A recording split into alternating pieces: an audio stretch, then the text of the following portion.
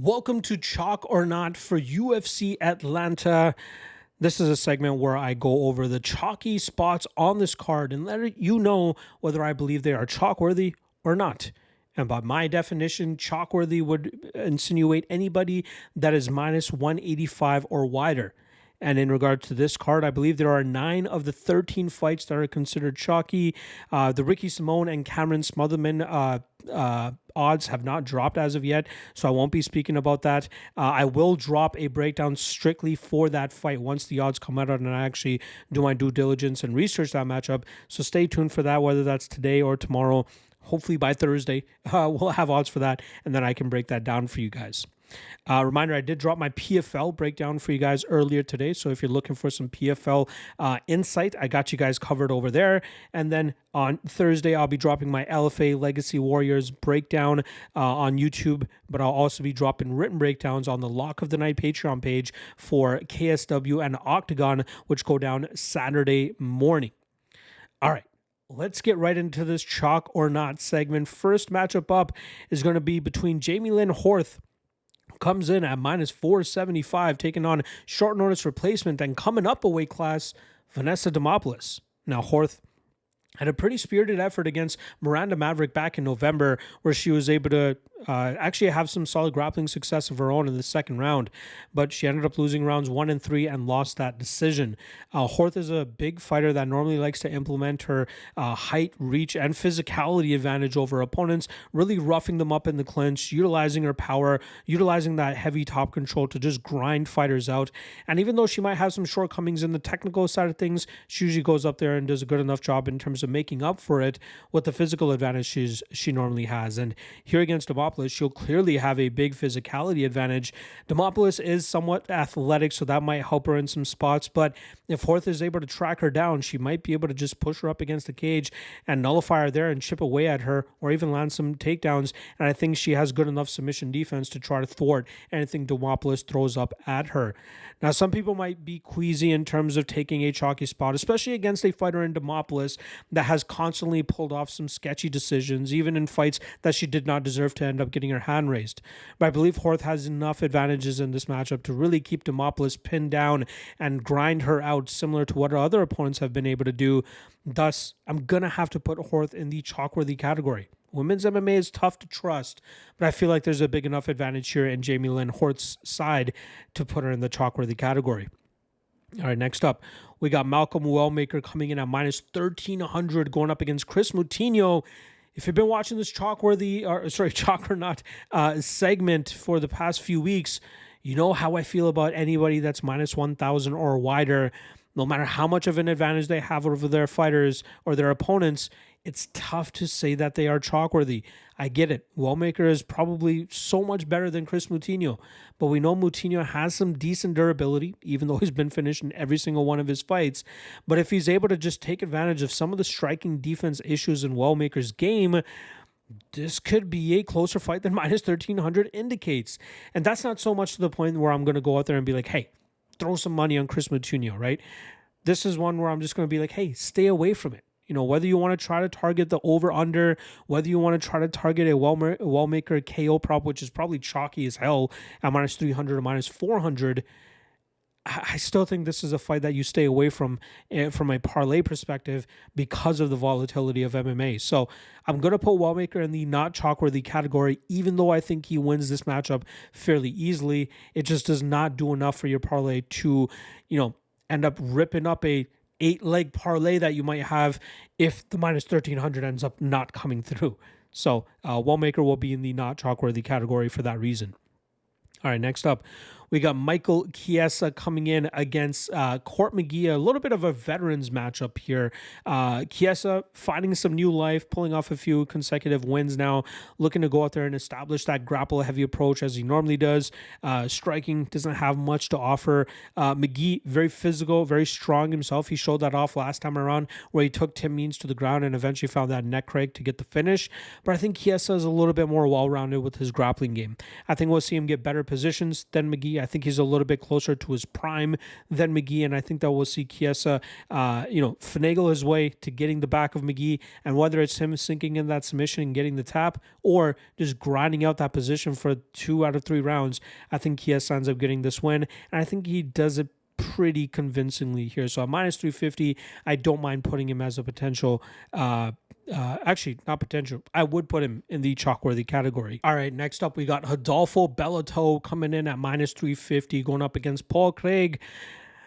Weird matchup here, right? You got Bellato, who should clearly be able to stop the grappling of Craig and then just butcher him on the feet. And then you got Craig, who, always manages to find his way into these weird positions where he could potentially find submissions where he's very, very dangerous, and even finished guys like Jamal Hill and Magomed Ankalaev in the past. And Bellato, in fights that he should go out there and cruise, he makes them a lot closer than they should be, right? The Jimmy Crute fight was close. That even ended up going to a draw. The Ihor Potieria fight, where he found himself as a big favorite, nearly got finished in that matchup. So it's tough to trust him considering how chaotic some of his matchups normally look.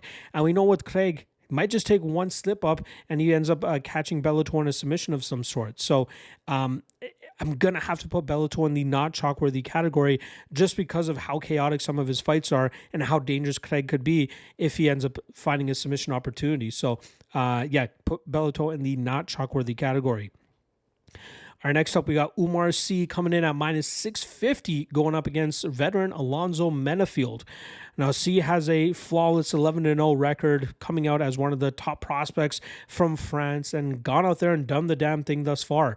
He's done a great job in terms of implementing his grapple-heavy approach against a lot of his opponents, and even when he was unable to get to it effectively against Jung, he managed to throw up enough big strikes with his striking style, eventually clinch Jung up against the cage, have some solid success there. But it's clear that his striking game is really starting to come around. But he's very good in terms of grinding opponents out against the cage, dragging them to the ground, and just busting them up on the feet. And he has a very good cardio game to do it for 15 minutes if he needs to. I really think Menifield is on the decline of his career, which is why we see him getting knocked out in recent fights and going to a split decision against a guy like Julius Walker, who, not a bad fighter, but probably on the lower level of the UFC light heavyweight division. Look for C to put Menifield in the positions that he needs, and I think from there he shouldn't have too much trouble in terms of grinding this fight out. I don't mind C as a chalky favorite here. I didn't mind the over 1.5 either, which I think I roughly saw around minus 120, minus 130, but I think C, classic C performance here. I think he grinds out Menifield, and I don't mind him at minus 650. Thus, I will put him as or in the chalk-worthy category. All right, next up, we got Mansour Abdul-Malik coming in at minus 700, going up against Cody Brundage. I'm seeing some love for Brundage out there. I'm seeing some people highlight that Abdul-Malik has been hurt in past fights, even though he has a flawless undefeated record. But I think that Abdul-Malik has the power, explosivity, and athleticism to really put it on Brundage from jump. And we just know how Brundage does with that type of pressure. He usually breaks under it. Guys that are able to clip in early are able to usually get him out of there. He managed to get that DQ win against Jacob Malkoun after getting mauled. We saw him get that no contest against Abdul Razak Al Hassan, which is kind of what I expect Abdul-Malik to do to Brundage here. I don't think we'll see Abdul-Malik show him much respect, and I think he'll crash the pocket almost immediately, land that big shot on Brundage, and I think he can put him away fairly easily as well. So this might be a little controversial, but I don't mind Abdul-Malik and the chalk on him here at minus 700. The spot that I'm more honed in on is the under 1.5 in case Brundage does pull one out of his ass and manage to land a big shot to hurt Abdul-Malik. But I think we'll see the prospect here get the victory over Brundage, who's just a little bit too fragile for my liking, and I think he does it with relative ease. So I'm going to put Abdul-Malik in the chalk-worthy category. All right, next up, we got Edmund Shahbazyan coming in at minus 190, going up against Andre Petroski. And this is a line that we've seen slowly start to come down a bit. I saw Shahbazyan roughly around minus 225 a few days ago, and now he finds himself at minus 190. So some love coming in on Andre Petroski. Clear striker versus grappler matchup here. Shahbazyan, nasty striker, very accurate, very fast, has some stinging power in his shots, but has horrible cardio. This guy does not do a good job in terms of managing his gas tank, and that's where we often see him fall up short against some of these guys that are able to thwart that early finishing threat and then able to finish him themselves. And I think Petroski is capable of doing that. I think he can get enough respect from Shahbazyan on the feet with some of the big power that he throws, but also his ability to engage in the clinch and really wear opponents down.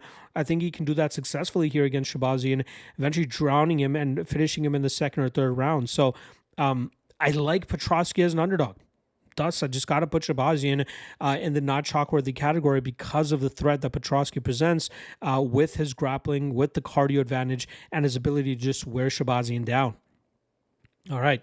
Co-main event now in the women's flyweight division, as we have former strawweight champion Rose Namajunas coming in at minus 245 going up against Maverick. Now this is another line that's starting to come down a bit, as we saw Namajunas closer to minus 300 a few days ago. Now finding yourself at minus 245, there are some people that are trying to snipe some of that value on Maverick, and I kind of agree with them. Now, not so much to the point where I'm predicting Maverick to win, right? There's a difference between predicting somebody to win and then betting on them, right?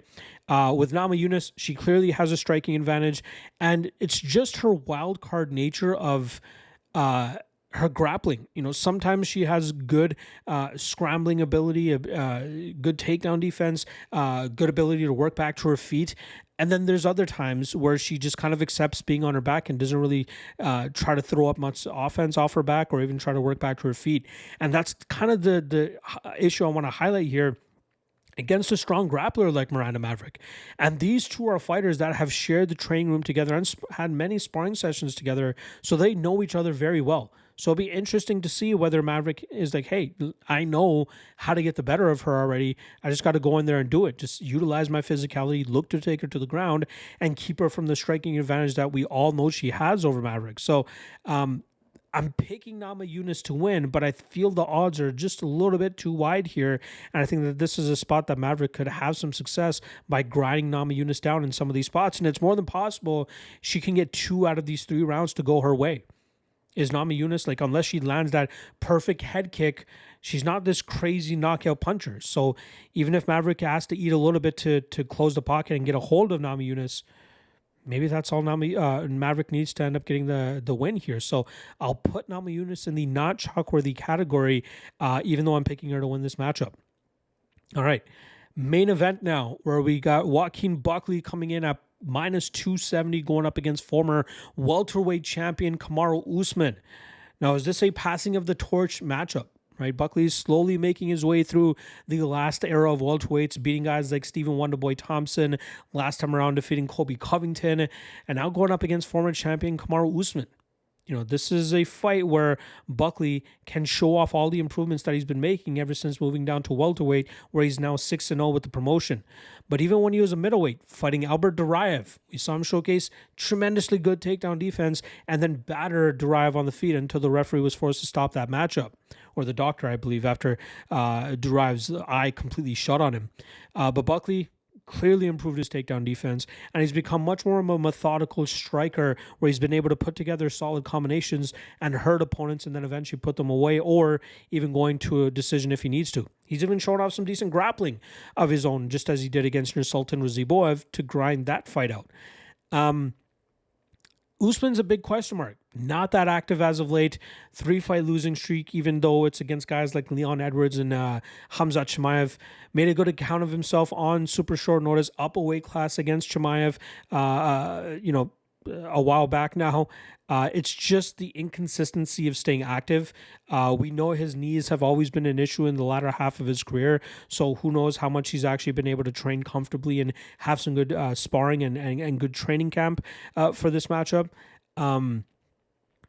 The only reason I'm picking Buckley to win this fight, but the only reason I'm going to put Buckley in the not chalk-worthy category is I like to judge fighters by what we see in the cage. And the last thing we saw from Usman in the cage was him being competitive against a guy like Chimaev. But to me, stylistically, the way these guys match up, and which is why I picked Buckley to win this fight, is I think that Buckley is the better and more cerebral striker. And I think that we'll see him match Usman's output with bigger punches. And I think that could hurt Usman, maybe even knocking him out. But then what is Usman's wrestling and his ability to blend the martial arts going to do to maybe make this a tougher fight than Buckley than the odds indicate. So maybe Usman is live to pull off the upset here, and we haven't seen that clear performance from where we're like, okay, he's completely washed now. He is older. He's 38 years old. So maybe this is the matchup where we say he's finally washed, but I'm not willing to write him off as of yet, nor am I willing to bet on him as of yet either. I'm picking Buckley to win the fight, but I'm going to put Buckley in the not chalk-worthy category, as Usman, again, one of the best welterweights of all time. Maybe he has one more in him to showcase that he's still at a decent level. I don't think so, but I'm not willing to pay the chalk on Buckley to find out. There you guys go. Chalk or not for UFC Atlanta. Hopefully you guys enjoy the segment. As always, I'll be back tomorrow for the quick picks of the UFC Atlanta card and probably the Ricky Simone and Cameron Smotherman breakdown for you guys as well. Depends on if we get the odds by then. We should, not as of this recording, but we should have it by tomorrow, and then at that point, I'll post it up for you guys. All right, that's a wrap. See you guys tomorrow. Peace.